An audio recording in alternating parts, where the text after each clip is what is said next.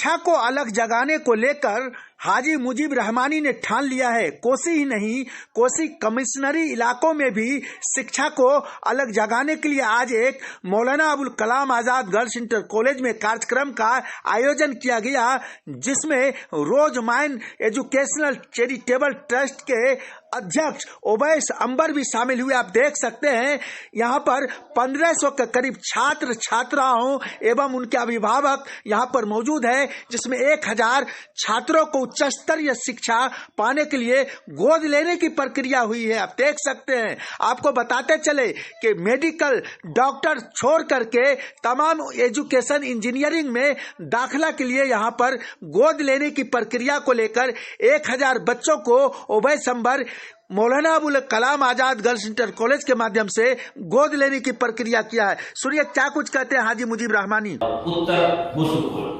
जिला सुपौल, उससे भी आगे गए हम लोग, काफी 100 किलोमीटर आगे बीरपुर तक, और इधर सहरसा का गांव इलाका, और दक्षिण गंगा से पहले वो गांव का नाम नहीं जानते हैं, खगड़िया।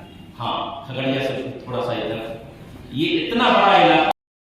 रहमानी बता रहे थे उपस्थित लोगों को कि इस इलाके में उच्चतर शिक्षा पाने के लिए बच्चे ललायित हैं। हम खुशामदीद करते हैं ओवैस अंबर साहब का, जिन्होंने ट्रस्ट के माध्यम से मौलाना अबुल कलाम आजाद को 1000 छात्र एवं छात्राओं को जात पात से ऊपर उठकर सभी वर्ग सभी जाति के बच्चों के लिए उच्चतर शिक्षा का व्यवस्था किया है, जिसको मुफ्त शिक्षा दिया जाएगा और सारा व्यवस्था उन ट्रस्ट के माध्यम से होगा। आप देख सकते हैं यहाँ पर तमाम लोग उपस्थित हैं। हालांकि मुजीब रहमानी ने ट्रस्ट के अध्यक्ष ओवैस अंबर को पाग चादर देकर सम्मानित भी किया है।